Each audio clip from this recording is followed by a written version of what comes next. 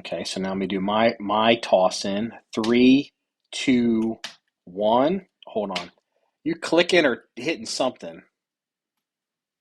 Mm, I've got a fire going in the background. Would it be picking Oh that shit, is up? that a fireplace? That's a fire? Well, you know Yeah. what? I guess you'll get a pass on the fire then. It's not you hitting the keyboard. We'll let that slide. So here we go. Three, two, one.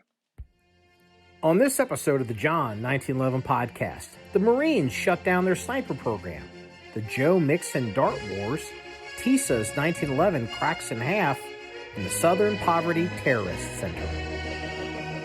Okay, good evening, everybody. This is Kraken and Marky, and this is episode 292 of the John 1911 podcast. We're a few days behind. Been kind of busy with lots going on here with the staff members. It is, well, it's 10:30 p.m. Tuesday, March the 7th, and I feel like I have to timestamp stuff because you never know with the news and how fast and how quickly things change.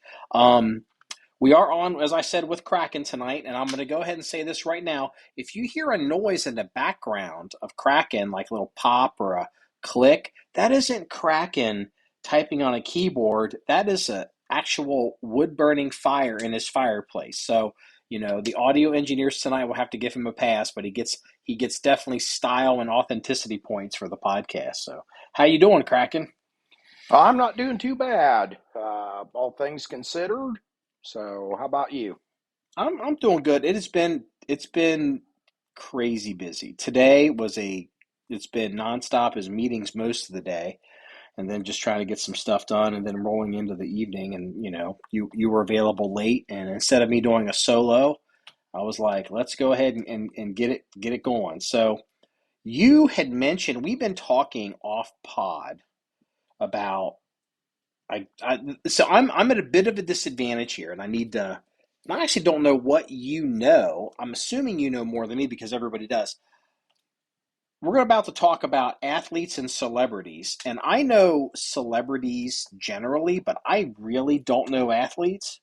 So like so if there's a name or two that I don't know, you're going to have to help me out if I mention it.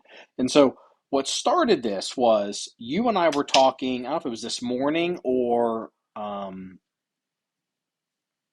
yesterday. I don't remember. It's been such a long day. I guess a Bengals football player in Cincinnati has been jammed up on some gunplay, possibly. And is his name Joe? Is it Joe Mixon or Joe Dixon? Joe Mixon with an M. Mixon. Okay, so um, I guess old Joe has I don't know. He has I don't know. He's got a little bit of a reputation, possibly for getting in trouble. Maybe if I understand. I know in Cincinnati we used like the Cincinnati Bearcats, the college basketball team. The the joke behind their back was the Jail Cats because the coach at the college, his name was Bob Huggins. He always recruited all these troublesome players out of the community colleges, and he had like just it was just all kinds of trouble going on all the time. So, well, apparently this was breaking. Joe and there's some debate as to whether this is at Joe Mixon's house or whether this is at the neighbor's house or one of the neighbor's house. But the latest that we seem to have now are a bunch of kids playing Nerf guns, running around shooting each other with Nerf guns. And the latest news was reported somebody might have come out of a home, might have been Joe Mixon's home, it may not have been Joe Mixon's home. Not certain if it was Joe Mixon, but came out with a gun and started shooting at the kids. And the neighbors are reporting possibly up to 7 shots were fired. One kid, and they're kids, they could be 17, was wounded. And first responding police officers, it comes in, shooting, something, something. First couple units show up. We've got radio traffic now. And the radio traffic was confusing to me because the guy's he's like, hey, everybody slow down. It's not a mass shooting. It's kids playing dart wars. And literally the dispatcher's like, you hear a voice. She's like, "Oh, everybody, slow down. It's just kids playing Dart Wars." And they're saying Dart Wars like they've said this before. And I'm like, what the F is Dart Wars? Like, to me, it's like, like the dartboard, like where the kids throwing like lawn darts at each other. Like, I don't know what the hell Dart Wars is. Well, apparently, Dart Wars is a brand name for some type of Nerf gun that's being made now. Do I have that right? Are you with me? Or have I lost you already, Kraken? No, I'm kind of following along, but I got lost on the trail of lawn darts myself from Okay, yeah. way So, back in the day. yeah, apparently, Dart Wars is just Nerf guns. So kids are running around playing Nerf guns. And then apparently somebody decided to come outside and start shooting at the kids with a real gun. Now, how do I say this? We don't know what we don't know. So I'm not gonna be like Barack Obama and get on national television and say we don't have all the facts, but I know that the police acted stupidly. But what I'm gonna say is this has the potential to be, you know, like a someone who has a gun who goes into I'm going to shoot anybody that comes at me mode. Like, I don't know, super paranoid, super aggressive. There's people running outside of my house and start shooting at people. And you don't know if this person's a moron, if this person's a gangster. We don't know if we have all the facts. This could have been, for all we know, the next radio call is going to be Dart Wars is a slang term for some gang on that side of town slinging dope. Like this can change so quickly. But the way they're piecing this together now is this looks like it might be full blown just retarded. Just retarded. And they haven't identified or even named a suspect, or I'm not even certain they even know who the shooter is yet or where the shooter came from. Yeah, it almost seems like it's deliberately low on information. There's got to be a huge jump between the justification for lethal force and kids running around with Nerf guns. There's got to be some kind of a backstory behind that. Yeah, there's a huge disconnect. And you don't know, again, there's even some background noise where people are saying y'all are getting this all wrong. It's not Joe Mixon, Joe with an M. It's not Joe Mixon's house. It's at his neighbor's house. But then I'm getting confirmation from local media that are saying no, it is his house, or maybe the definition of his house would be between the houses. And so I guess I need to give some more information here. So where Joe Mixon lives, it's a relatively new development, kinda. It's a relatively new development that was developed from an estate of an older home. And I am very familiar with this little subdivision, if you could call it that. It's got nice homes on it. They're all within probably 7 years old, most of them within 2 or 3 years old. They're still building back there. Um, and for large homes, they're relatively close to each other. I would say within 30 yards of each other, maybe, possibly. I mean, maybe in some cases, I mean, I don't know, maybe 50 yards. I mean, I'd say, okay, say 50 yards apart. Like they're packed in pretty tight for large homes. We're not talking like Joe Mixon's house is this big home sitting back on 40 acres, with a 300-yard driveway in the woods. You know what I mean? Like this is a subdivision. Like there's cars, there's there's kids, there's deliveries, there's cleaning ladies. I guarantee you there's cleaning ladies that are back there every day in all these houses. And so this is not like if someone's back here, no one's supposed to be back here. I mean, there's hundreds of people back there every day. I don't know how, off the top of my head, if I were to visualize how many homes are back there, Um,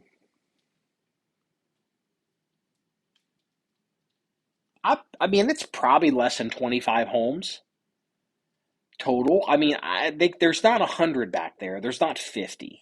Yeah. Like it's not. It's like a little road with a couple little fingers that come off of it, and they put these nice homes in. And a lot of the homes actually they sit high, so they have views of the Ohio River and into Kentucky. It's gorgeous back there. That's why I'm familiar with the property because I invest in property. So my familiarization with Joe Mixon, who I had no idea lived back there, predates him ever being there. But he's the guy that apparently brings the trouble. So we're going to see what's going to happen. But we were talking about this in the office today, and like the preliminary, somebody I guess has said that Joe Mixon was not home and not involved in this, which is true, which may very well be true. We don't know, but something to consider. And if you're a CCW, if you're a citizen, that's the term I'll put. If you're a citizen in good standing, okay, and you're of moderate means. And even if you're not home, if this situation as it exists, as it's developing, turns out to be true, and again, first reports are almost always wrong, hence like the mass shooting, which turns out to be kids playing Nerf guns. If this gun if this gun was produced by a person who was allowed to be on somebody's property, associated with someone who owns property, or was staying with someone on that property, or heaven forbid, the gun actually belongs to a property owner, and they fired possibly 7 shots at a bunch of kids playing Nerf guns, wounding one of them slightly, went to Children's Hospital. Motherfucker, you're going to prison. I mean, you are going to prison. Like, this is attempted murder. This is bad. If this turns out to be what it's even like, you're just like, this is so dumb. This can't be real. This can't be real.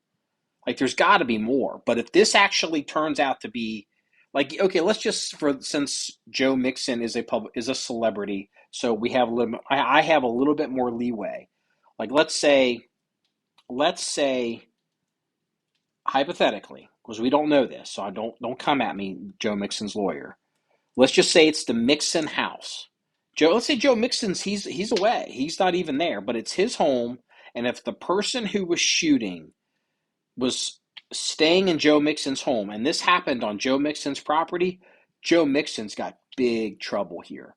Because Joe Mixon, at the very least, is looking at civil suits that are going to be very expensive.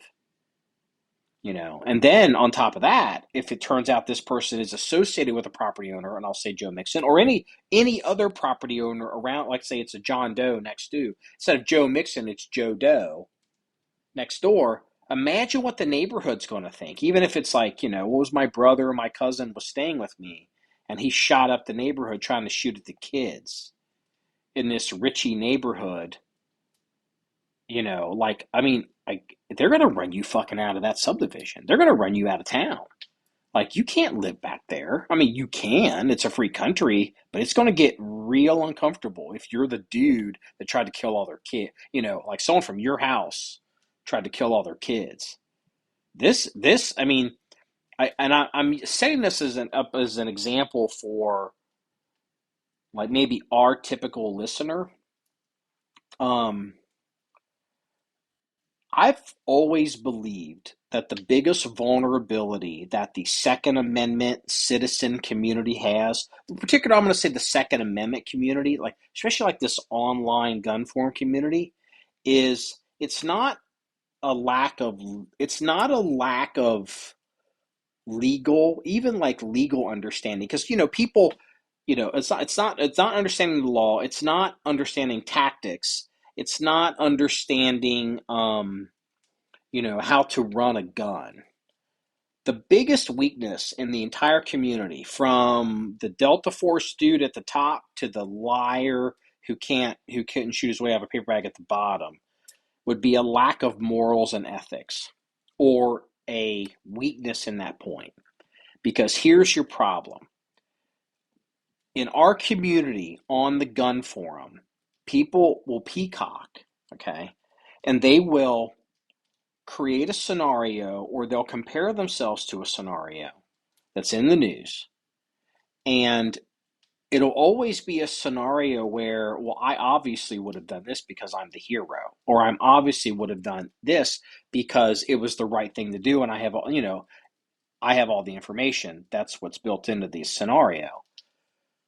But the reality is, it's typically when you have this choice between two bad options, where it's your moral compass and your personal ethics that are going to come into play here. Because at the very least, you need to be able to look yourself in the mirror and look in the face of God. And even if everyone says what you did was wrong, if you can honestly say, I made this choice because I was trying to get this outcome because this is what was happening, and you can honestly say that, that's going to be the only thing. Because when the facts are against you, or the community is against you, when the sheriff's office is against you and the homeowners association against you, all you got is your personal compass, your moral compass. And people running around with guns or with any type of ability. No, it's not even that. It's, you see all the time, with cars, people driving on the road. It's a 4,000 pound weapon, and they're doing it, just unbelievable crazy shit. Or stuff on motorcycles. I mean, it's a 700 pound crotch rocket, or a 400 or 500 pound crotch rocket, doing 120 miles an hour down a busy I-75 on a Saturday night. That's a level of nihilism that, a lot of people don't realize how bad they are until they've grown up. And a lot of people don't grow up until I don't know what age it is, but it's definitely not 18. And so, I look at this and I cringe a little bit, because it's like, how many people, get on the internet and say things like, oh, if this happens, I'm just going to shoot the motherfucker. If this happens, if you show up, how often do you hear this? If you show up at my house with a gun, I'm in fear for my life. I'm sure the person that did this shooting is probably just a piece of shit dirtbag who isn't making the argument, I was in fear for my life. But what if he is? What if he's some guy who thinks he's a citizen, and he's trying to justify 7 shots at the kids with the Nerf guns? That's pretty scary. The thing that I find really interesting is, again, how quiet this is. Anytime there's an incident like this, there is always at least that one neighbor who can come out and at least give background if they don't have details on the specific incident. There's always that one person that, Joe's always been kind of trouble, or we've always been a little worried about Joe and his thing about firearms, or there's been a neighborhood beef, the old get off my lawn type of guy that Joe is. And there's just really nobody coming out with any backstory on any of this. And that's what I find really interesting. A couple of things. Number one is, I got wind of the story this morning because it's a local story. In case for listeners that maybe new, I live in Cincinnati.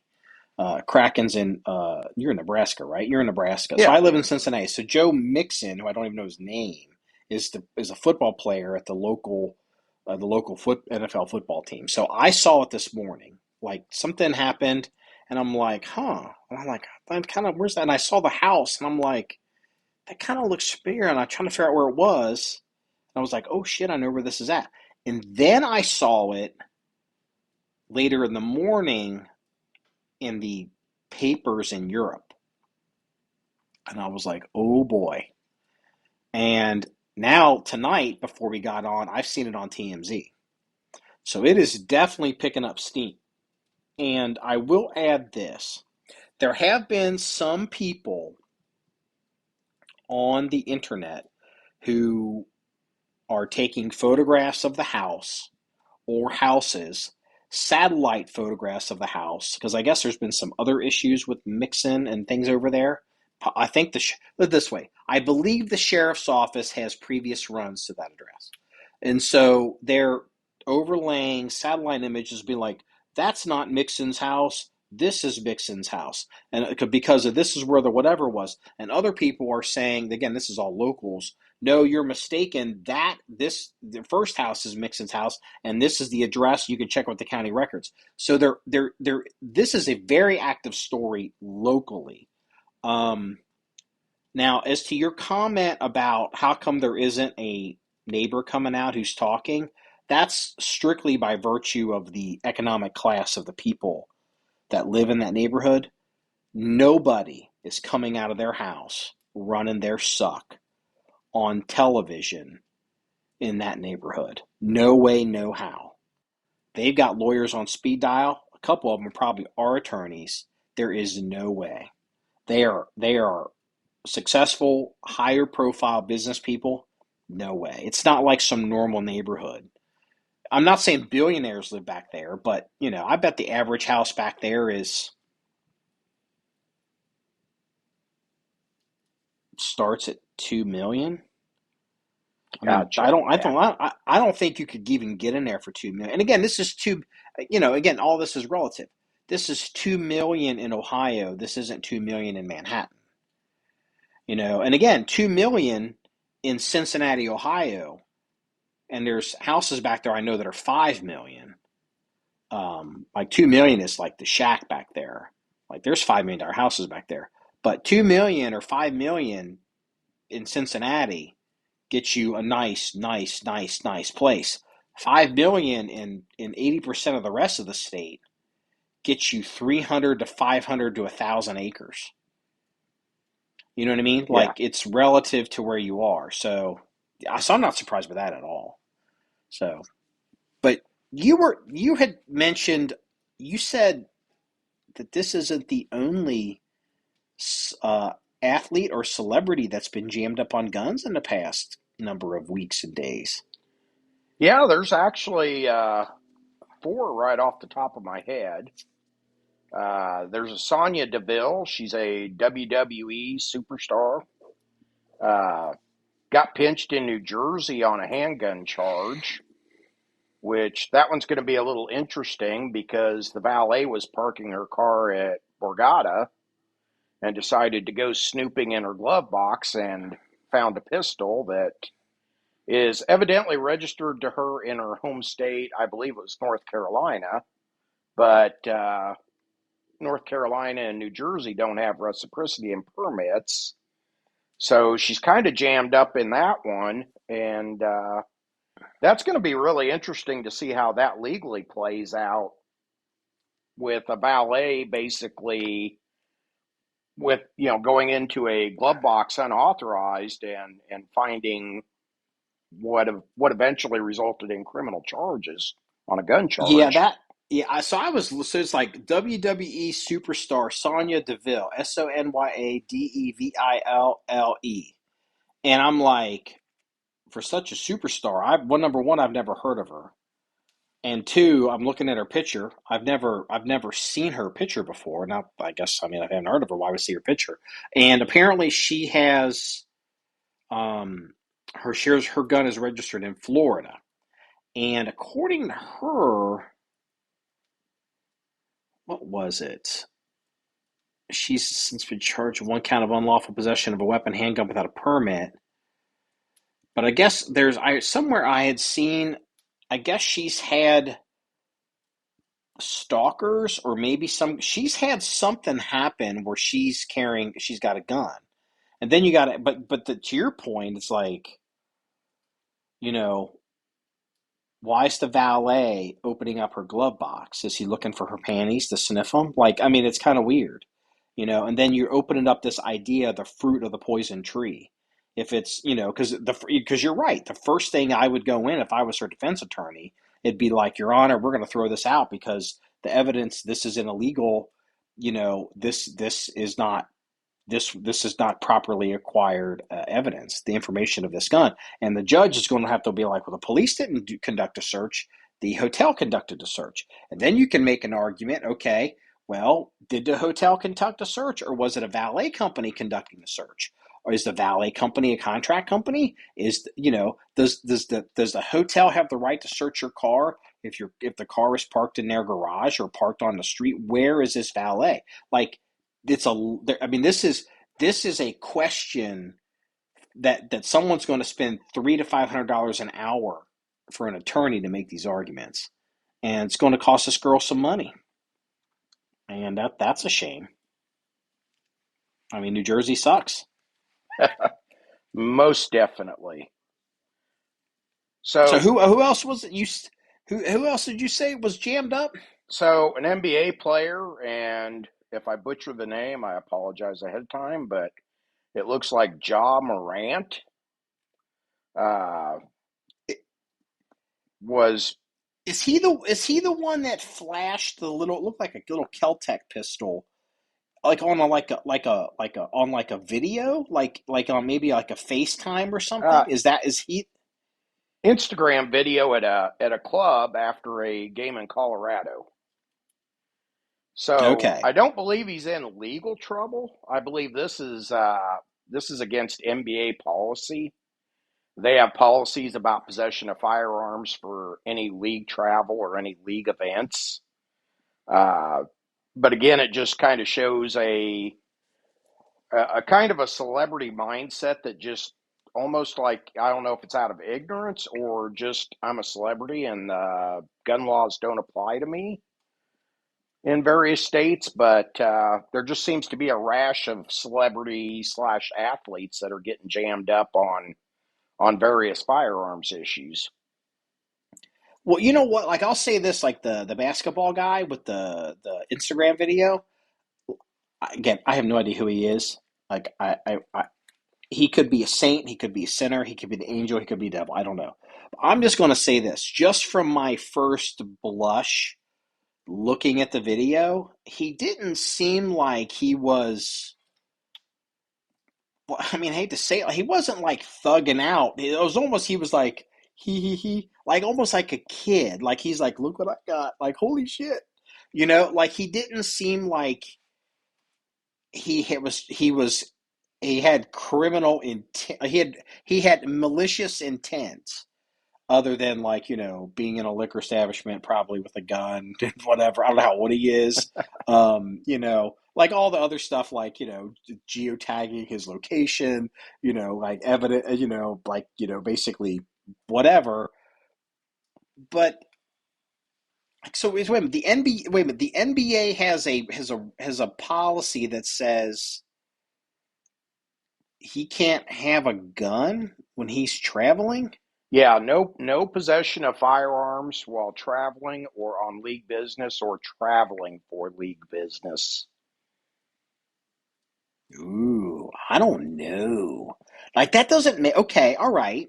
See, I mean, dude, there's a hole in that so big I could drive a Massey Ferguson tractor through it. It's like, okay, all right. So, um,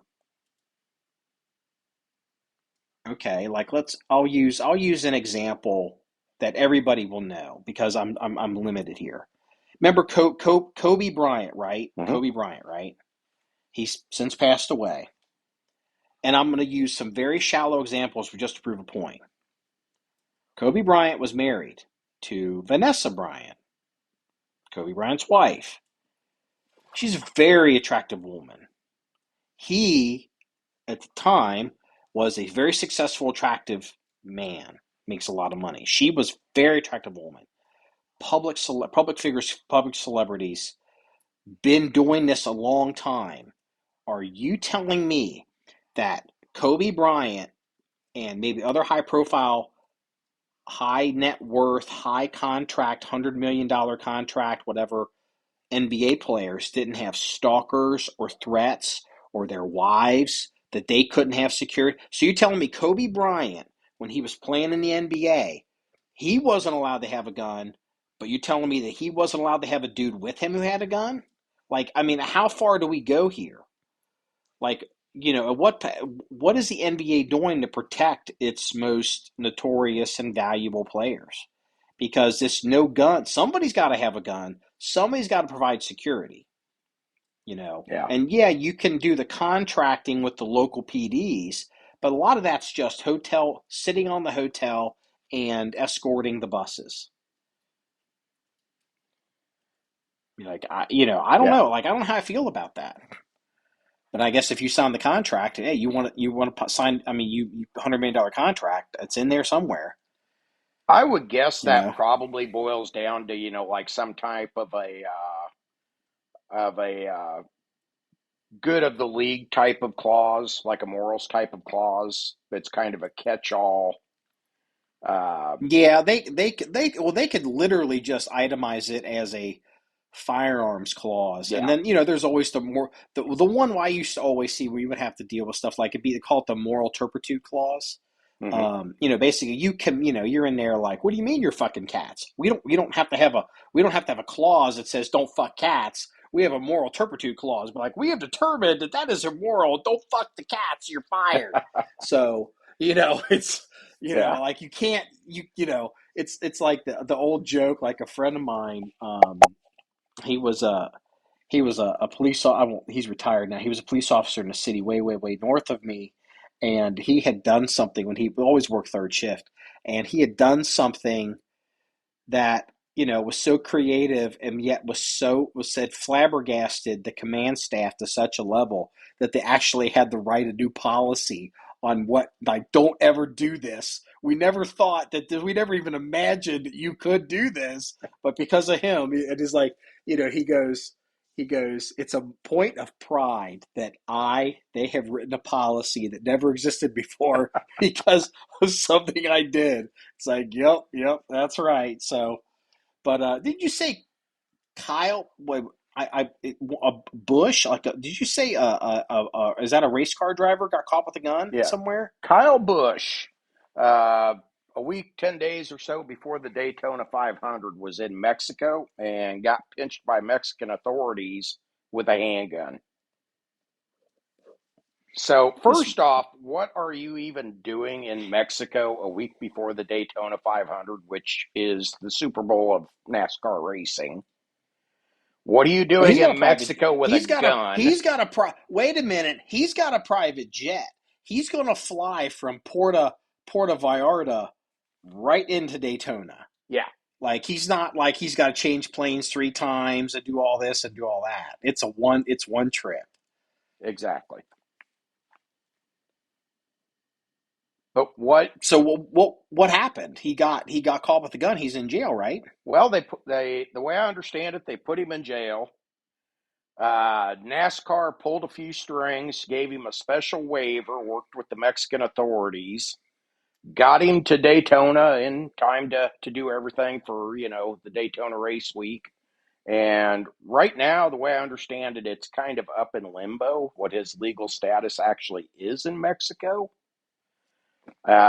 Could very well be one of them deals where he's just never going to be able to go back to Mexico. Uh, who knows at this point? Uh, but it's another one of that celebrity. You almost walk around going, do these people walk around thinking the laws just don't apply to them? Was You it have did everything in the world you could ever want. You're an NBA player, you're a NASCAR star, you're a movie star. Why are you doing stupid stuff with a $300 pistol in a nightclub after you've been drinking and jeopardize all of that? I guess that's where I go with it. well, okay. Well, then what the guy in Mexico, the guy that took the gun to Mexico, okay. Like all the arguments I just made for the NBA player that could need a gun or his wife, you know, I definitely want a gun if I go to Mexico. I remember the first time. Is that the first time? I remember the first time I worked in Mexico, and we had armed security with AK-47s with us, and this is where everyone's like, oh, the security you always see in Mexico is like the dudes with the shotguns and the K-frame revolvers. It's like, yeah. You see those at the mall. But, Yeah. like Mexico is, I mean, it's Mexico. Mexico's worse than, wait a minute. There was a story, what was it, a couple days ago? Like, and this story is so fake that the media, and okay, so this couple or this group of people, I think it's 4 people, Americans, they cross the border somewhere in Texas into Mexico. Like they make it, I don't know, maybe 100 yards. Like they were so close to the border that their vehicle got crashed into and they all got kidnapped in some big shootout right there on the border. And they got, right there in Mexico. And it was on the security cameras. It was so close to the border. The whole thing was filmed and recorded. And it was recorded from the American side because, we wouldn't have got the video from the Mexicans or from anybody in Mexico. And first it was, well, who are these people? Why are they going to Mexico? They must be in the dope trade if they got jammed up. Mm-hmm. And then it got turned into, they realized they're like, these looks like just normal people, and like these people are from like North Carolina or something. Turns out it was a black family, and the woman was going to Mexico for a tummy tuck. And then immediately, they don't even have these people back yet, okay? They haven't recovered the bodies or the hostages. They don't know what's going on. The next thing they say, well, it was mistaken identity. These people were it was a mistake. It was mistakenly taken. Oh, really? Like soon, like I read that, I immediately know this is bullshit. Because number one, they don't know what's going on. Number two, they don't know who has them. I mean, other than like, the usual suspects. Yeah. They haven't recovered anybody. How do you know if it was a fucking mistake? It wasn't a mistake. It's making an excuse for Mexico. It's the lie. If you go to Mexico and this argument's true generally in the world, but Mexico's getting so bad. The argument is if you don't do drugs, if you don't buy drugs, sell drugs, or be around people, let's see, how does it go? If you don't buy drugs, sell drugs, or spend time around people that do, you won't get jammed up in Mexico with the local, the dirtbags. And, because it's this lie. Everything's fine in Mexico. Everything's fine. It's, Mexico. Oh, the drug problem, it's America's fault. Because America's the largest drug market in the world. It's our fault. I don't want to talk about Mexico. Oh, these people, it was mistaken identity. Really? Based on what? And, now they've rescued the people. Well, they found them 6 miles away in a house. The woman is alive, and there's someone who's got a bullet wound in their leg. 2 other people were found in this house. It's her brother and someone else. They were dead. And, it's this idea that these people were somehow, they were targeted because they were Americans. Like when they ran, like it was like, well, then they try to spin, it's like it wasn't random, but then they went in the middle of this gunfight, and these 2 different groups were having this gunfight, and they got in the middle of it. And it's like, well, if that's true, then how come when they got in the middle of it, the opposing, whoever they were up against, just didn't gun them down right there? Because if they thought they were the other side, they would just kill them, because they're obviously trying to kill them in a gunfight.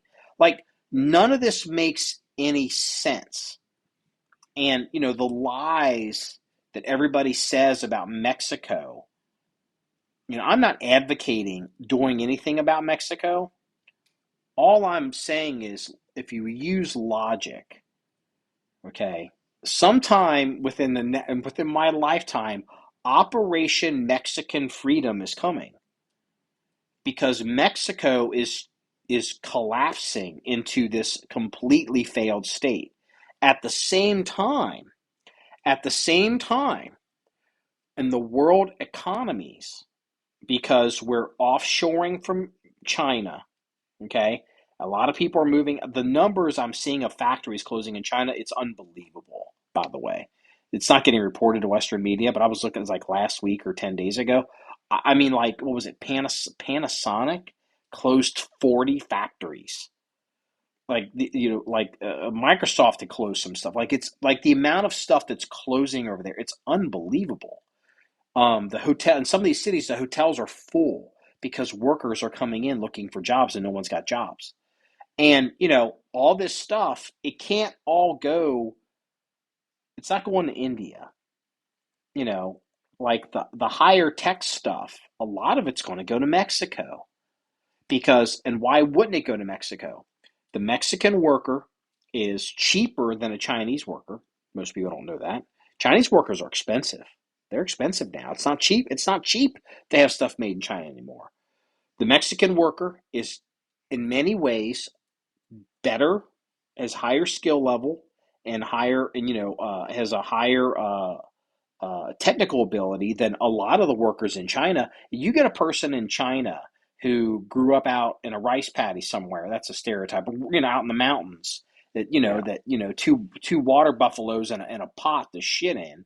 They've never seen some of this like technology before. People in Mexico are very. I mean, even if they're dirt poor, they know how to do stuff. They're technologically savvy. And anyone that doubts that, just look at all the illegal migrants that come to America and build all this shit. Shit that comes out of China can be all fucked up.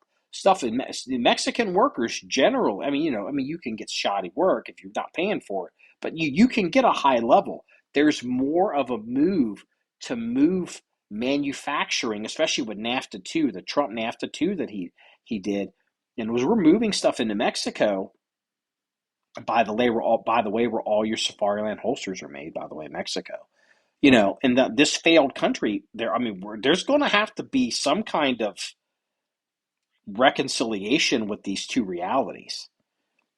Mexico has the potential to be a very wealthy, successful country, but it's also because it's next to the United States, but it's also a shithole. Like, it's unbelievable, you know. Yeah, I heard it put on one of the newscasts today that eventually America is probably going to have to clean up the narco terrorism, and it's gonna boil down to we're going to do it. You can either come along for the ride and help us, or just get out of the way and we'll take care of it. And if you're left standing at the end, great. If not, somebody will come along then and pick up the pieces and work to make this a better deal. But the status quo is not going to be able to stand. All you have to do is, are you telling me that the CIA, the NSA, some drones, and I don't know, some special forces couldn't put some serious hurting on some cartel organizations in all these different areas with all these competing cartels. There's so many cartels operating in Mexico. It's insane. The country's broken up like the United States with these territories. Like we certainly could do it. You don't have to go in there and like Gulf War II. You could, go in there like you did with the Taliban in Afghanistan. A light footprint and a lot of signals intelligence and GPS coordinates.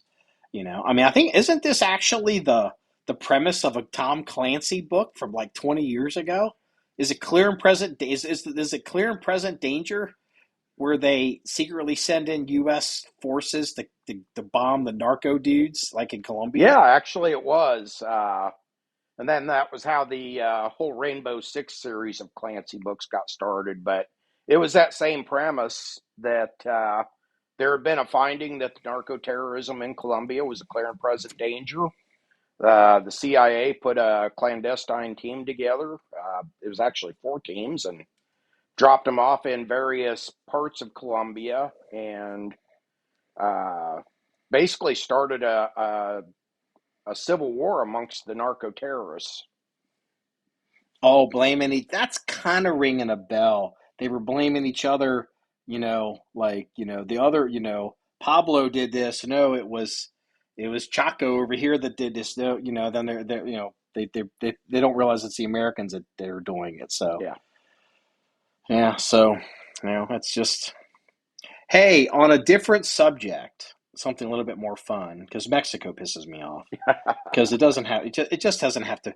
I mean, like, I'm just going to say this, like, like all the horrible stories that come out of Syria that did, which basically, Kurdistan and Syria and Western Iraq, of, the murders, the rapes, the beheadings, the crazy shit that was going on. And we got involved, coalition, a lot, it was, a lot of special forces. Trump was trying to get us out. Mattis disagreed and quit over it, so it's not all that simple. Pales in comparison to shit that happens in Mexico every day. Every day. Beheadings, headless corpses hanging from highway overpasses. Just crazy stuff goes on down there, and it's like, who to do, whatever, but whatever, it's literally like the lab leak theory. You're crazy. How dare you talk about what you mean? The A virus happened to break out in China near a weapons. A weapons research, a bioweapons research facility. That's just that's a conspiracy, Talk about Mexico. Oh, racist conspiracy. It's like, no, dude, Mexico is crazy bad. That's like, Syria is safer than Mexico today. And that kind of gets back to when you were talking, about your moral compass. I wasn't necessarily hacking on Kyle Busch for having a gun in Mexico. I mean, if I was in Mexico, I'd have 10 guns on me. That gets back to your moral compass. Just because I can go to Mexico doesn't mean that it's a good idea and I'm going to go to Mexico.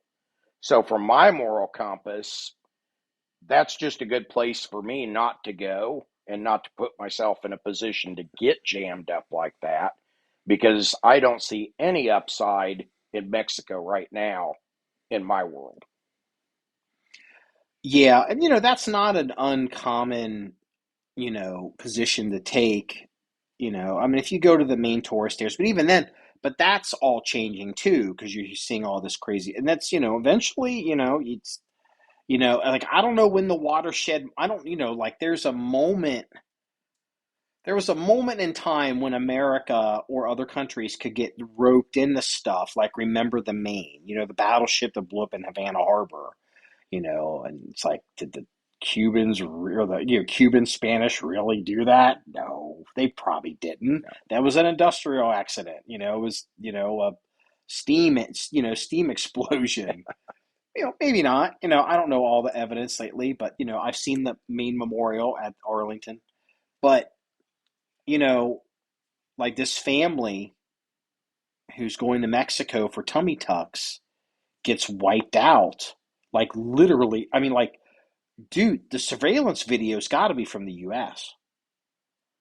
And, at what point does, I don't know, like, does an entire high school group that goes down to one of these places, and it's like 13 dead kids, that people just go, you put up your sleeves and you're like, fuck it, we're going in, you crazy fuckers, I mean, I'm trying to get off this, but I saw an article today. This is kind of related to Mexico. I saw an article today that just really pissed me off. I didn't read it because I didn't want to read it, but it was saying, I guess the U.S. government is considering removing, I guess it's Sudafed PE. I don't know what Sudafed PE is. I guess it's the Sudafed you can buy without getting it from behind the counter at the pharmacy now, because the the doper, dopers can make it with the Sudafed. Yeah. They can make meth. They can make meth with meth, right, with the Sudafed. And they're also considering taking Benadryl and putting that behind the counter as making a controlled thing. And it's like, okay, it's 2023. All right. The world isn't that great. Things could be better. They could certainly be a lot worse, but fentanyl is us. You hear stories every day of kids, because they're dumb kids. I never smoked pot, but I know I'm in the minority. I never tried anything. I know I'm in the minority. But you hear stories every week somewhere in America of a kid who was at a party and tried a pill of something because they're dumbasses. Oops, it's got fentanyl in it and Johnny's gone or Lisa's dead. And it's like we're drowning in fentanyl in this country. Like they're recovering enough fentanyl to kill every person in the United States. Most of the fentanyl actually technically comes from China, comes in through Mexico. But we're going to go after the Benadryl. Like, hey, y'all better think twice about some of that Benadryl. We're questioning that its effects, so we might want to put it behind the counter. It's just like it's like shit like this that makes you wonder why Donald Trump gets elected president. It's like, oh, this is why. This is why. Bring that truckload of fentanyl in, but we're going to put the Robitussin behind the counter. I'm like, my God, like, just like, holy frickety frick. Like, I'm just like, the government is just the big government's good for some things. If you want government to build an aircraft carrier, yeah, it takes them a while, the Ford, figured out the stuff. But, that's the stuff government does. But like government, like I will never forget, aspirin, right? Do you know if aspirin were invented? I heard someone make this argument. If aspirin were invented today, that it would be prescription? I'm like, what do you mean? The guy goes, he's like, think about it. Aspirin, it's a painkiller. It thins your blood. What else was it he says it does? It does something else. Okay. Aspirin is a painkiller. It can thin your blood too much. It can, if you take a lot, it can tear up your stomach. It can cause stomach issues. And I can't remember, there was something else that he was saying about aspirin. And it was like, if aspirin were invented today, just by virtue of the negatives of it, it would 100% be a controlled item and be prescription. Like, the only reason that isn't prescription is because it predates the modern safety nanny state. And it's like, holy cow, I never thought about that. That's unbelievable. But I gotta get off this. I gotta get off. Let's talk about something fun. So, and I'm talking too much. Kraken. I'm gonna start calling you Crack. Kraken's too hard for me. Crack.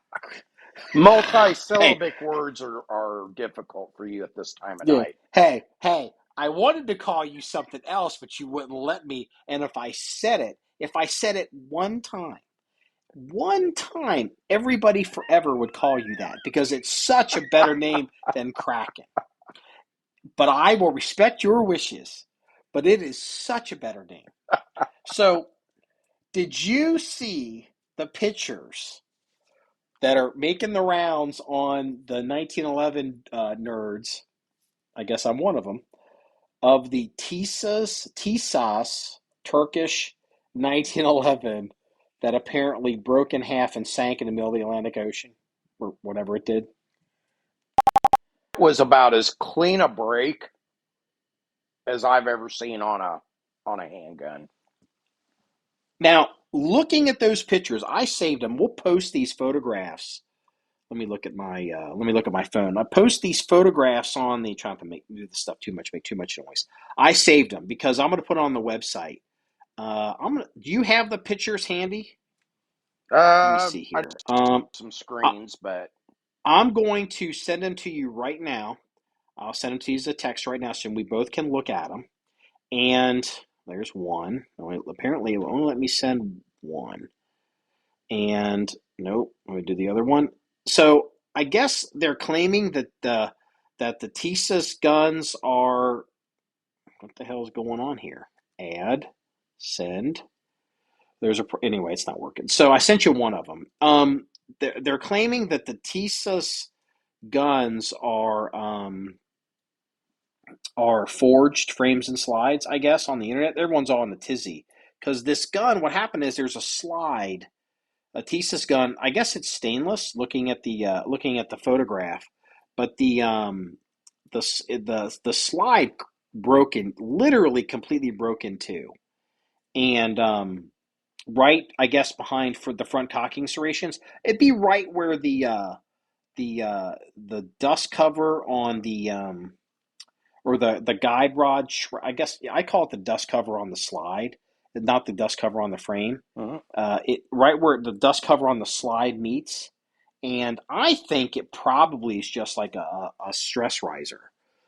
It's a 90-degree cut in the metal, and then I think it just cracked. But if you look at these pictures, I don't know why I can't send you the second picture. There's a picture, like I'm not so certain that this isn't a cast part. Did you get one of them? Yeah, I've got one of them, and the way it broke, it broke like something that was cast. It's so clean and crisp. I'm trying to find why this isn't working. It's not letting me send you the second picture. I don't know what's going on. So there's a better, but I don't know. Like this actually reminds me of there was a gun, and I saw a timestamp of it because someone had brought it up. This actually was over 20 years ago. There was a Springfield 1911 that broke the exact same way, and at the same spot, and it's a cast. And look, there's nothing wrong with cast stuff. Like Caspian frames, I think their slides are too. Frames and slides are cast, and I mean, Delta Force was even using them. They were outlasting some of the other stuff. A high quality investment casting can be just as good. You have to know what you're doing. But a low quality casting or something that's got some kind of weakness in it. Like when you see pictures of this on our website after you in the show notes for this podcast, when you have the home gamer, this is not a break that comes from many, many, many thousands of rounds through this gun, because it's not many, many thousands of rounds that would cause something like this. Like I have an aluminum framed EDC X9L that's got over 10,000 rounds on it. 10,000 rounds isn't a lot. Like this is the kind of failure, if it were to happen naturally, would be 100,000 rounds. And actually, 1911 slides traditionally tend to break. They'll crack. They won't break. They will develop a crack at the ejection port on the opposite side. Like there's the lower and flared on the right side. It'll crack on the left side. Yeah. Typically is where they crack. And on frames, you'll see stuff crack like over in where the dust cover meets the vertical impact surface, or you'll see cracks at the window, where the slide stop goes in. That's where you'll see cracks there too. But I don't know. I thought you'd get a kick out of that. I just was like, holy cow, they're going crazy. They're trying to get Tsias. It's a big conspiracy. They're trying to figure out, is Tsias claiming that it's a forged slide and frame, and this doesn't look like it's forged? And I don't know if it is or it's not. But I just So look at the picture. Though, if you're listening to this podcast, go to the show notes on the website. Look at the photographs. I'll post both photographs up because I think it'll disappear off the regular internet. And tell me if what you think you see when you look at these. I would have Doc look at them because he's a metallurgist, but he's actually in Arizona, so I'm not gonna bother him with it. So I just thought that was worth sharing. Oh, anything else? Oh, you brought up something about possibly the Marine Corps wanting to do away with the Scout Sniper program.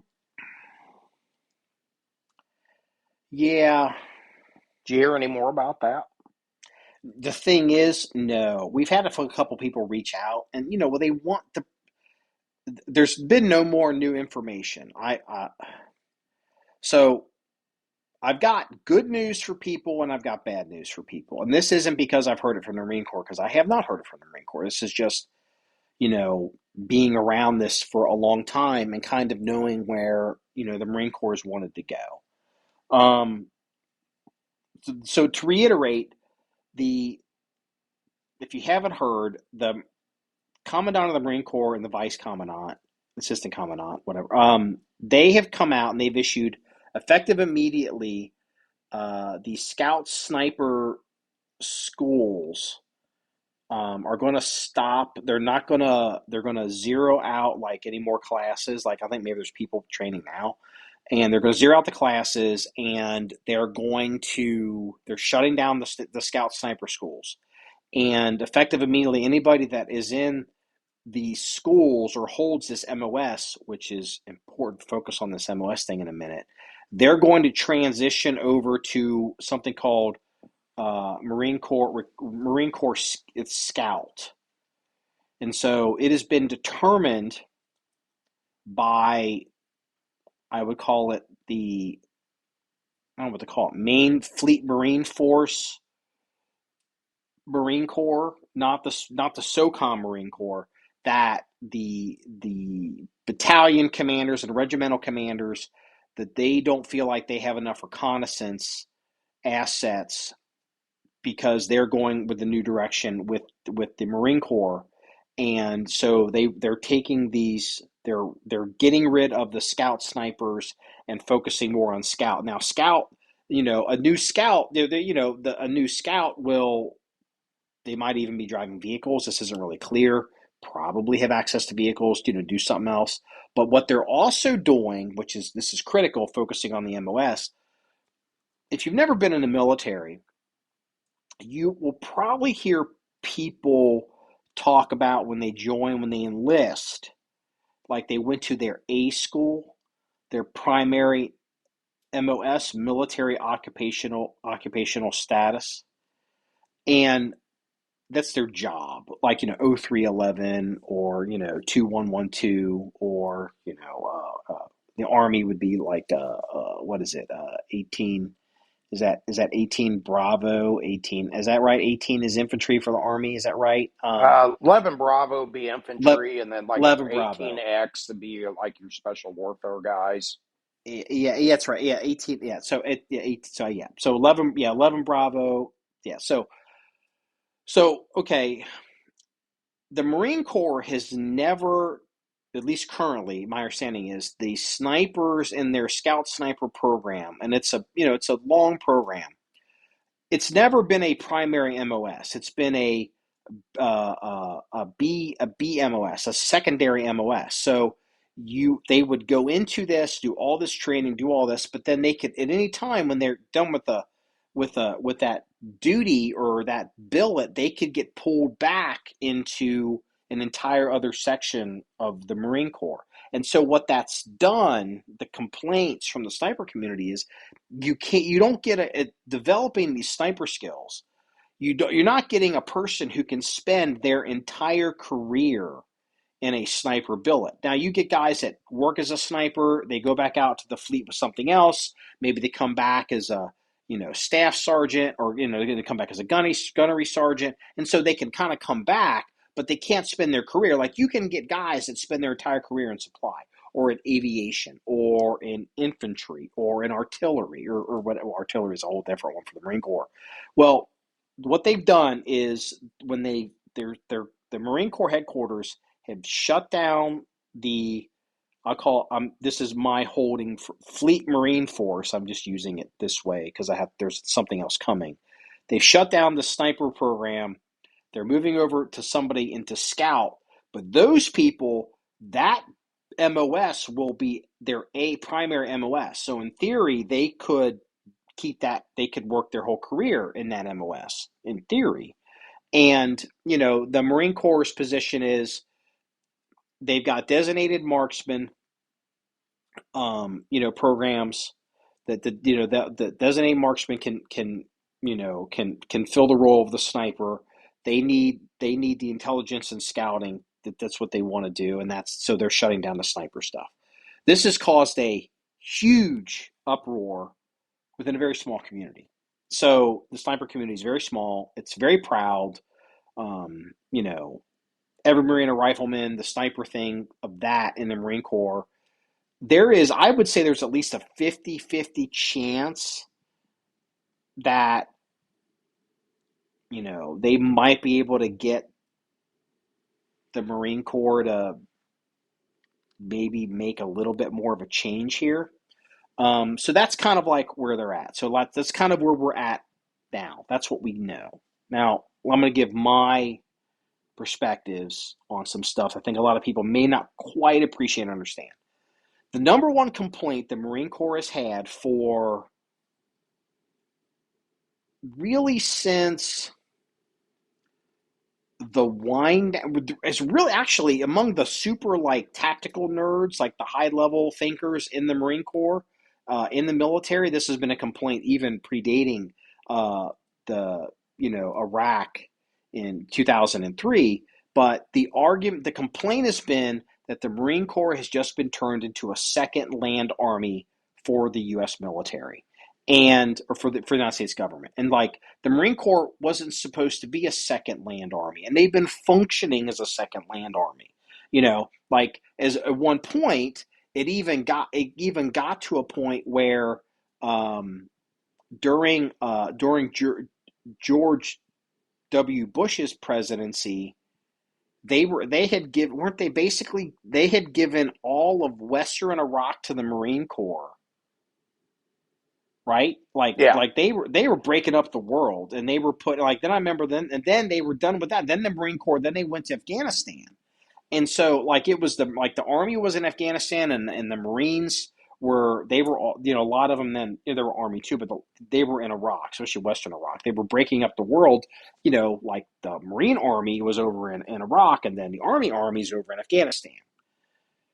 So there's been a big complaint a long time with the Marine Corps is what is the mission of the Marine Corps and what's the future of the Marine Corps? Because when you're in the military, especially in a leadership position, your job isn't to get into fights right now. Your job is to orchestrate the battle. And then if your job is to orchestrate the battle, you got to think about orchestrating future battles.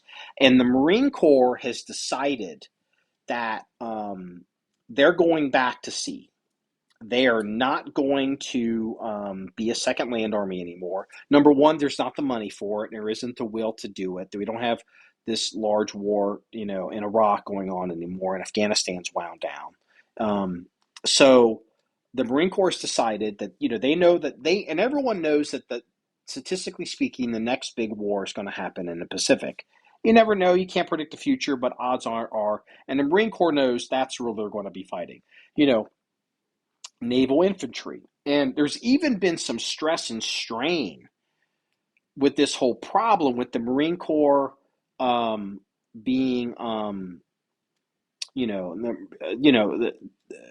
in the Pentagon, you've got the Department of the Army and the Department of the Navy and the Department of the Air Force, okay? And, you know, there's an old joke that the Marines are the Department of the Navy, they're the men's department. And, you know, like, haha, that's a cool joke. But what it is the Marine Corps historically has existed as a subset of the Navy because the Marine Corps were initially recruited as sailors who were given extra training. The historical beginnings of the Marine Corps were given extra training, so when they'd be at sea and you would board the enemy ships, or they would try to board your ship, you had a cadre of sailors that knew how to take it to a motherfucker, you know, as opposed to just running a cannon. And so historically, the Marine Corps has had a fair amount of their resources and support supplied by the Navy. Okay? So when the Navy is making their budgets, they have to budget in like naval ships, like these the ships that just carry the Marines around. You know, I'm sure the Navy would love to have extra cruisers or, put that money towards, a big giant aircraft carrier like a Ford class. It's not, you have to take three of these to do a Ford, more than that. But, and then like there's the corpsmen, they're supplied to the Marine Corps, the Navy corpsmen. There's a lot of support that comes to the Marine Corps from the Navy. And there's been a lot of tension because there's been less and less and less dollars. We're pulling down our, this idea of, we don't have all these major wars. The Marine Corps has turned into a second land army for the United States. And the Marine Corps is like, the future is in the Pacific. And we're going to go back to either the Pacific, World War II Pacific type operations, or even like the idea of even like the State Department Marines going around the world and putting out brush fires. So the Marine Corps has decided that it used to be, off the top of my head, I didn't say for this, it used to be like 200 to 12,000. I don't know if they're still quite over 200, but the Marine Corps has decided they're going to be smaller because they want to save money. This is why the Marine Corps is also, they've put money in the Osprey, that twin rotor thing, right? That it's only got like a 40 or 50% uptime record. It's not as good as the 53s, but they put money in that. The F-35B, which is the vertical short takeoff, and they put more money in that. They have also decided they got rid of their tanks a couple years ago because you can see this in Ukraine today. Okay, it's been wet in Ukraine and it hasn't been cold enough. It's been warm in Europe and it hasn't frozen super, super solid.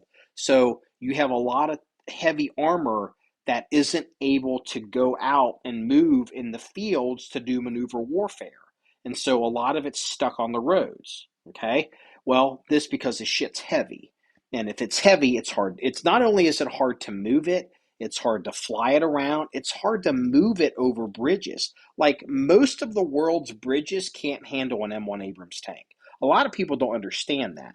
Like, why don't we have M1 Abrams tanks like in Afghanistan? Now, there may have been some, but the reality is a lot of the places you could take an M1 tank in Afghanistan, the roads or some little bullshit bridge couldn't even hold the thing. And, you see this all around the world. So, the Marine Corps, they got rid of their tanks. They want that F-35B bad. They need that bad because the Harrier was just a mess. They've also gotten rid of tubed artillery. So the Marine Corps no longer has cannon cockers. It's all rocket. I'm super simplifying. It's rocket artillery.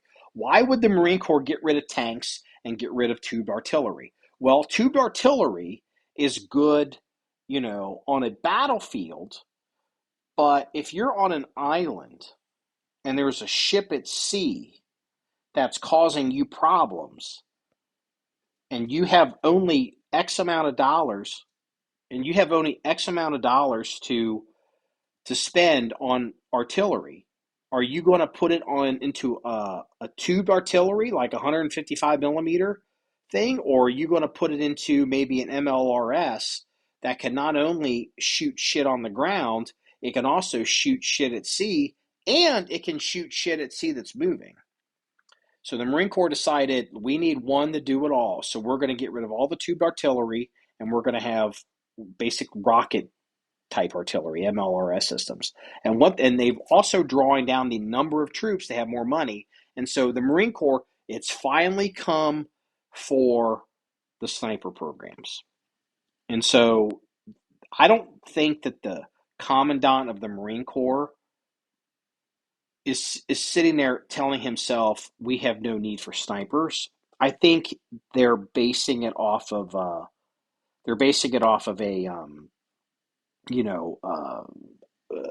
damned if you do, damned if you don't, robbing Peter to pay Paul.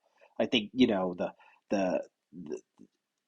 if you got distributed, the Marine Corps knows that they're going to have a distributed military footprint in the Pacific that could face situations where they're cut off or they have limited communications or limited support because large military bases in the Pacific are just going to get whacked. And so, if you're going to put some guys over here to grab this island, put some guys over here, these unit commanders are probably better served by having a better reconnaissance element than a sniper element. Now, here is the argument that nobody's made, but this has occurred to me with the sniper thing in the Marine Corps. And I'm not supporting this at all. People are asking, they want my opinion, I've thought about it. So everyone's familiar with Chris Kyle. We did the shirts for the Chris Kyle family. Chris Kyle, what's the name of the movie, the Chris Kyle movie? Crack, do you remember? American Sniper. American Sniper. Okay, so Chris Kyle was not a Marine. Right? I seem to remember Chris Kyle was not a Marine. He was a Navy SEAL. And whenever you hear stories about Chris Kyle and the Navy SEALs, and there's Task Force Bruiser and SEAL Team 3, it's off the top of my head, but they weren't just by themselves. They were operating in support of the Marine Corps in Ramadi in particular, okay? And, I know at some level there are Marine Corps commanders that are saying to themselves, we've got DMR programs, we've got these M27 rifles, putting glass on them, if that's not good enough, the Navy's got snipers. But then the other side of the coin is apparently the Marine Corps sniper program in the what I call MARSOC. I don't know what the latest term is. There's MARSOC and then there's the Raiders. I still think maybe it's called MARSOC. It's the Marine Corps Special Operations Command. Because y'all remember when I was telling you about how there's this big conflict with money and and different services and and like the Marine Corps not wanting to be a second land army and the Marine Corps trying to keep its own identity and keep control of things because they're the little bitch service that gets hand-me-downs, which is true. I'm not insulting them. It's true. They get the hand-me-downs on everything. The Marine Corps for the longest time did not participate in the SOCOM command structure. And what happened in the wars that over the last 20 years? SOCOM has turned into almost its own little army, its own little combatant command. Like, it's become this major thing. And it's got a 4-star that runs it.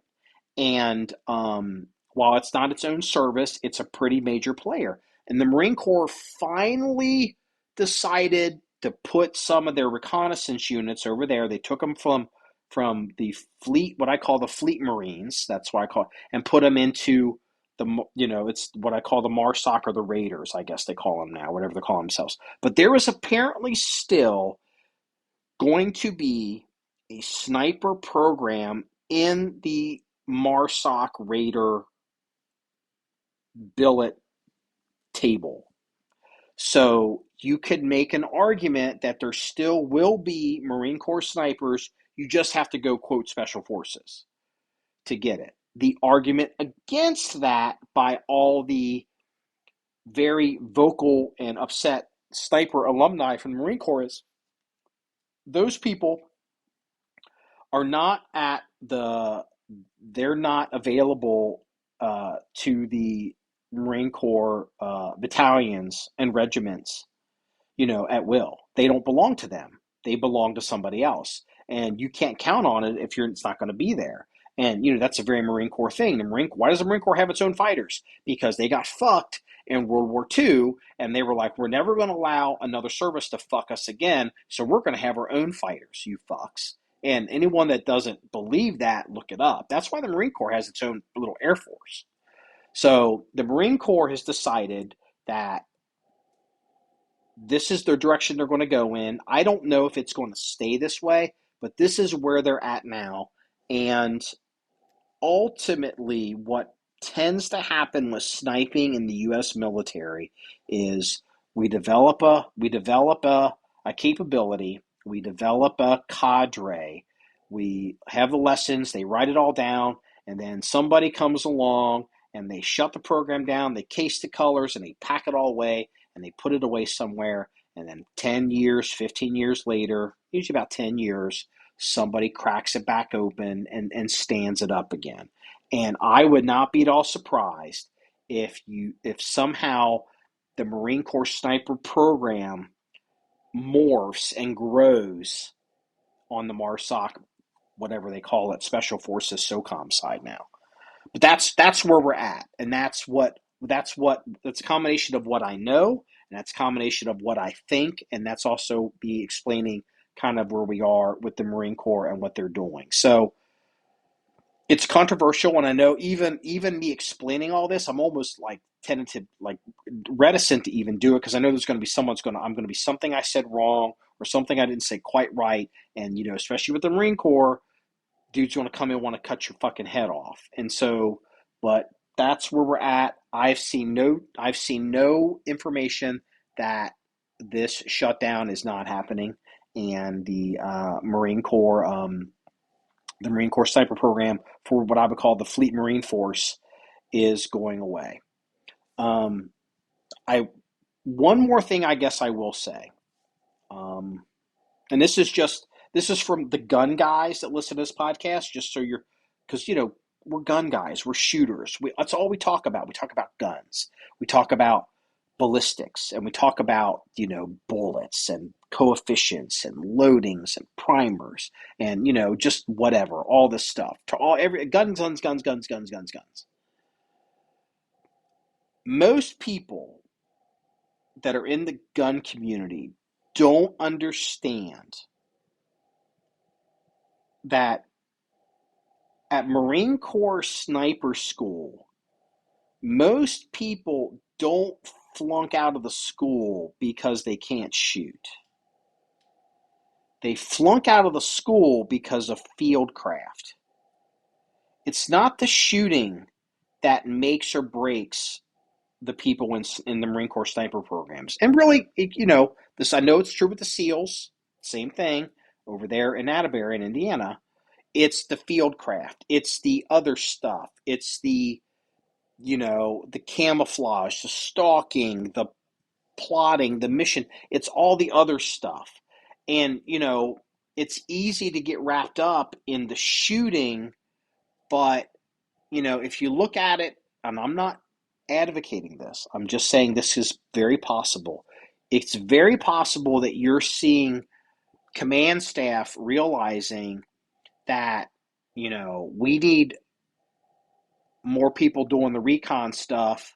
The shooting isn't that hard or that difficult or that pertinent to the day-to-day job that can't be 80% of it can't be done with DMR dudes. I'm not saying I agree with that, but that's could be where we're at with that. So I know I've gone on a long time, but it's the Marine Corps Sniper Program. It's a huge story that's been out there for about 10 days. And it's like, good Lord, I don't even know if we even wanted to address it. So I've been seeing this coming for a little bit. I think the Marine Corps, and I might be oversimplifying here. They want to get back to more of amphibious operations, like you said, island hopping. They're transported by the Navy. They're on the Gator freighters. Amphibious operations, hit and run, travel light, hit hard. If they lose their snipers to like Joint Special Operations Command, I'm kind of like you. I think what they're afraid of is they lose the ability for reaction time to get them deployed in a timely fashion. So just knowing the Marines that I do and the ones that I've worked with, I can see back channel setups where they're just plucking people out of different platoons and comshawing some of the equipment and unofficially having some DMR guys on the roster if needed without having to go through JSOC. the DMR program is fully no. That's it's a thing. The DMR program, the Marine Corps has established a DMR program, Okay. and like it's functioning. So like they're like we have DMRs for the for the squads and the platoons. Like they're like we can get what we want out of that. And again, I'm not saying I agree with it, but I'm talk a little bit about gear here. This just occurred to me.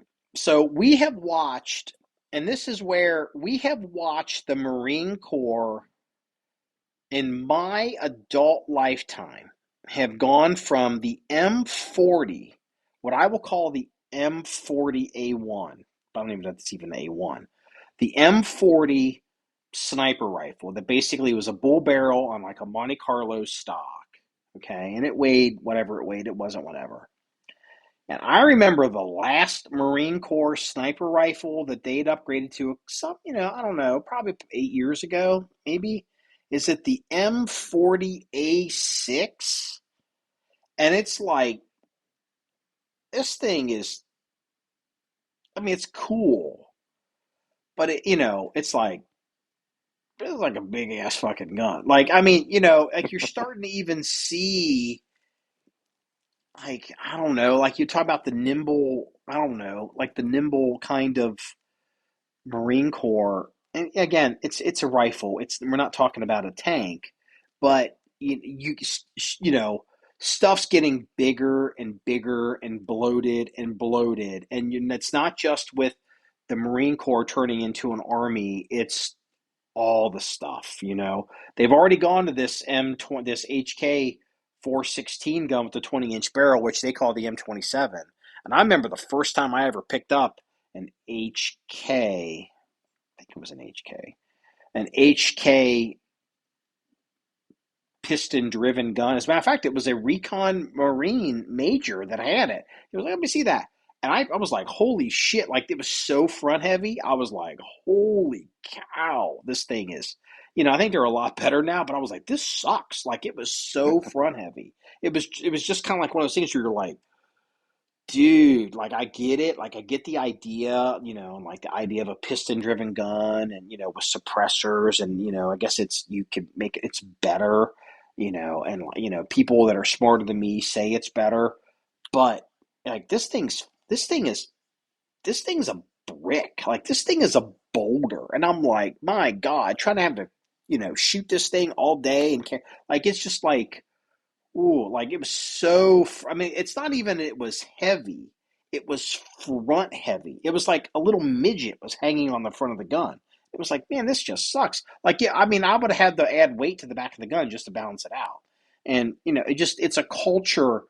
You're at war. They're spending money. They're doing this. They're doing that, and it's more and more and more. And the Marine Corps has decided that they're going back to sea. They realize that the next big fight is going to probably be in the Pacific, and it's going to be distributed war. And you may not get as much. You may be in a situation where you can't depend on the Air Force to come in and drop the bomb to kill the ship. You may have to have your own rocket artillery forces to do it for you. That's why they're dropping the tubed artillery. That's why they're dropping the tanks. It's not that the tank isn't relevant on the modern battlefield. It most certainly is in combined arms. But on an island, it's going to have a limited number of people on it anyway. I mean, if it's going to have airborne troops dropped on it, it's not going to have 70-ton tanks dropped on it. It's going to be armor, light armor, the Chinese version of a Sheridan tank. But you can see where their logic is, whether you agree with it or not. It's not completely unreasonable, and it is a shame to think about the Marine Corps sniper program going away because it's such a storied program. But the reality is it's gone away before. Like, I don't think, I mean, Crack, do you know, like, Carlos Hathcock, didn't he, like, come back and, like, spin up the program? Like, it wasn't, the Marine Corps sniper program, I believe, was fired up again in the late 70s or in the 80s, wasn't it? Like, it didn't exist after Vietnam, right? Yeah, Am I they pretty well mistaken? killed it off, after Carlos got hurt. he took on more of a role of just a shooting instructor and, for like the Marine Corps marksmanship unit. And it wasn't until, the mid 80s that they started looking at, more of a dedicated marksman type of role, scout sniper school. Uh, and he lobbied for that for a long time before they finally started getting some traction with it. I believe now that the range at Quantico for the one range is named after him now. I believe you're right. remember. Yeah. You and I both remember when Carlos Hatcock was alive. Oh, definitely. Yeah. Yeah, there were a lot of kids today. To them, Carlos Hathcock is as ancient as George Washington and Davy Crockett. It's like, I don't know, we saw him. He was living, he was around. If you were in the community, you certainly knew who he was. He was a legend, but he didn't have the Hollywood name. Like snipers weren't they really didn't have the name like they do now. It's a whole different thing now. So. Well, even during Vietnam, the sniper program, there were a lot of powers that be that didn't even think there should be any type of sniper program. For lack of a better word, they kind of considered it, dirty pool, dirty fighting. Yeah, that's a good point. There was a lot of the powers that be that didn't want to put money in it, didn't want to put personnel in it, and didn't want a black mark on their ticket they're trying to get punched on the way up to try and get a star. Yeah. When you're dealing with that moral compass, again, that's a good example of,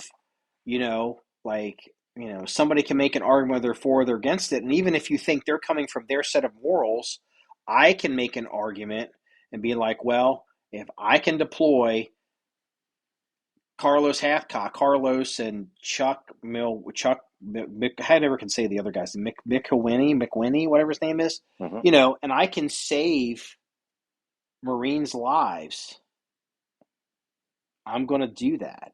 I see the moral upside to that. Yeah. I'm not worried about, I'm not worried that, you ring knockers back at the academy think this is dirty pool. But you got to be able to stand tall before the man and make the argument, and they think you're a son of a bitch. You'd be like, well, you know what? Before the face of God and my fellow Marines, I think it's the right thing to do, and we're doing it until you fucking either, order me not to or put me in jail.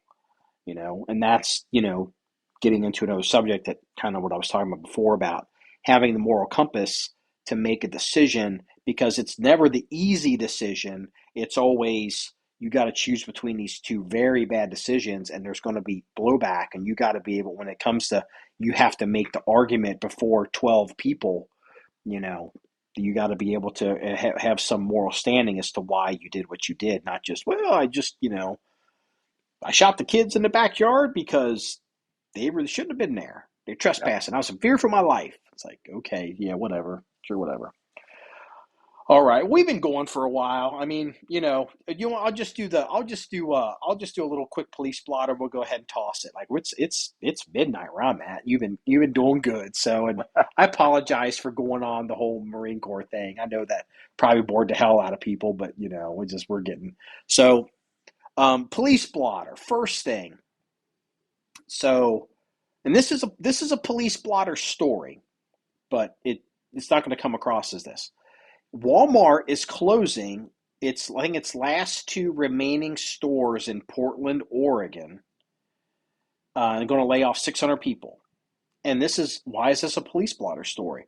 Because there's been so much theft from these stores, from these hippies that basically say don't prosecute criminals, that the stores can't make money. It's not even safe. They're not making money. It's not safe for their employees. It's not safe for the customers. So they're shutting down the stores, and it's a police blotter story. But I wonder, because if we're going to make it political, is Michelle Obama, who I don't dislike Michelle Obama because I don't believe in attacking first ladies. But one thing she did is she came out when she was first lady and she started complaining about food deserts. Do you remember that? Mm-hmm. Remember, she was like, there's no place in this neighborhood to get oranges. There's no place in this neighborhood to get vegetables. Well, you know what, Madam First Lady? This is the reason why. Because these stores are getting cleaned out. And it has nothing to do with racism. It's all about crime. And now it's moving to Portland. So congratulations. So I'm sure I will see Michelle Obama in Portland complaining about food deserts and how the corporations and somehow structural racism is keeping people from having healthy food choices so they don't have to buy ho-hos from the gas station. So anyway, the second police blotter, this one's a little bit more interesting. Did I send this to you, or did you see this of the two? This was in Italy. These people, they're on vacation, and they rent two Ferraris. And it's like, hey, this is my kind of vacation. It's a red, I think it's a red 296 GTB, which is, like a rear engine Ferrari, mid-engine, rear engine Ferrari. And then the other one was a blue F12, which is a really cool car. It's a Ferrari with the engine in the front. I like my Ferraris that are like Corvettes, and I like my Corvettes that are like Ferraris, but either here or there. So these guys, they're either Dutch or they're Belgian, and they're renting these. They're obviously racing these cars, and there's a it's a hairpin curve in front of this house with this beautiful pool, and a house with a beautiful pool, just like at Joe Mixon's neighborhood, will have security cameras. And like you see, like this little Italian car come up, it almost comes to a complete stop to hook this hairpin. And then, like, literally 2 seconds later, two bats of the eyelash, these cars come barreling through and they literally go airborne. Both of them, because they're both like, they're racing, and they're both, you could just, in Belgian, in Flemish, they're just going, holy shit, whatever they're saying. And they're like, one of them almost ended up in the pool, and the car burst into flames. They both survived. One guy got out and was checking the other guy, but it's like, this is hell of a video. Hell of it. It'll be on the John 1911 website. So, but anyway, so here's my last police blotter.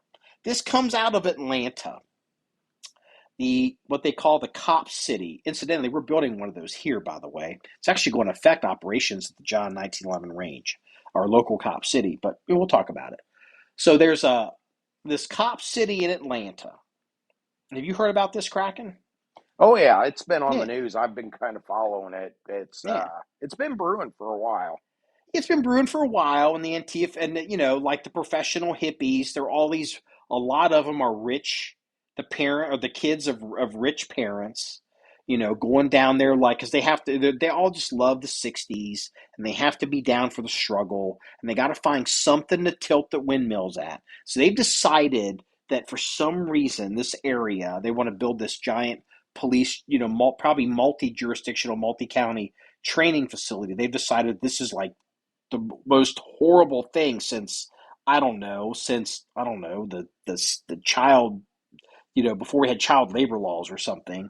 And so, there have been people seriously injured and hurt. It's been brewing for probably a year or two. Well, they have just, the 150 or 250 of these people showed up again, had this huge battle, like setting stuff on fire, people shooting at people, tearing stuff up, like it's major violence. And I guess they started arresting these, I call them Antifa people, okay? And so, like, there's like, maybe they got 30 or 50 of them. Did you hear about the one that is an attorney that they arrested? Yep.